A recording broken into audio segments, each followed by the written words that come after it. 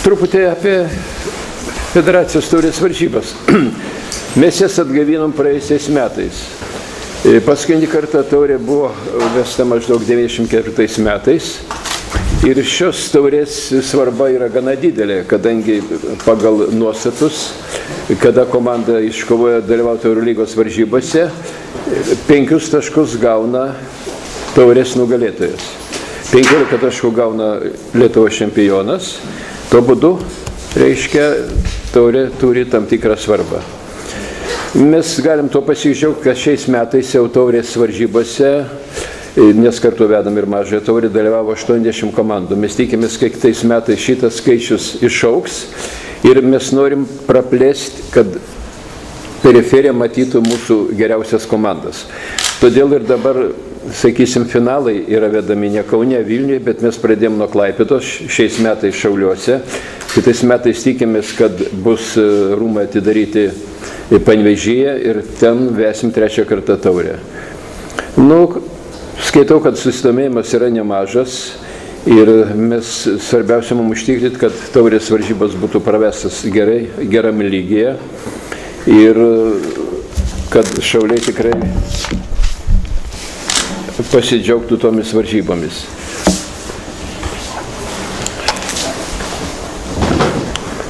Tai maždaug tiek. Taip, dėkojame prezidentui. Kodėl iki šiol nebuvo taurės turnyro? Nes kitos, tarkim, Ispanija konkuruoja su čempionatu pagal garbę, pagal prestižą ir taip toliau. Kodėl Lietuvoje nebuvo? Galiu truputį papasakoti istoriją. Aš minėjau, kad paskutinį kartą buvo 94 metais ir taurės varžybos buvo nevedamas. Ir kada pernai mes pradėjome mes jau norėjom prieš kiek tai metų. Tačiau, reiškia, tai būdavo. Vedančios komandos nesutikdavo, aš turiu galvoj Kauno, Vilniaus, nes jie taip kalbėdavo, kad yra neparuoštas reikalas taurės varžybom ir kad žaidėjai neturi sudarę sutarčių, kai jie dar papildomai žaistų taurės varžybas, nes tai reiškia yra vėl papildomas varžybos. Yra varžybos vedamos, reiškia, Lietuvos krepšinio lygoje, BBL ir Eurolygoje. O čia, reiškia, atsiranda dar papildomas varžybos. Kad dar noriu pasakyti, kad tikrai taurės varžybas labai sunku pravesti.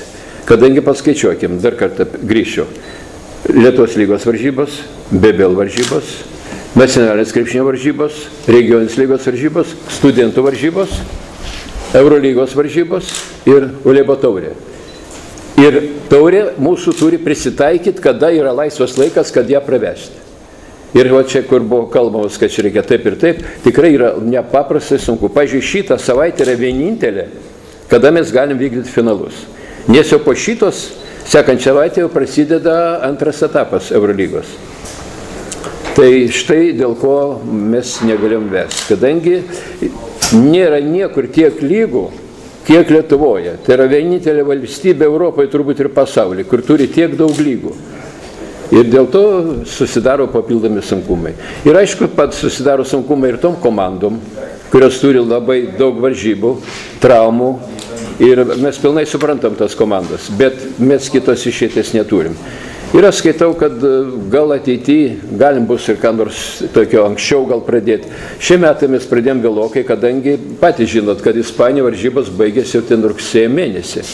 Mes tik tai galim pradėti, reiškia, galėjom pradėti tik tai spalio mėnesį. Ir dar Europoje varžybų neveda, atrodo, dar 6 valstybės. Savo laiko anksčiau buvo 7, bet mes jau į tą skaičių nebeinam.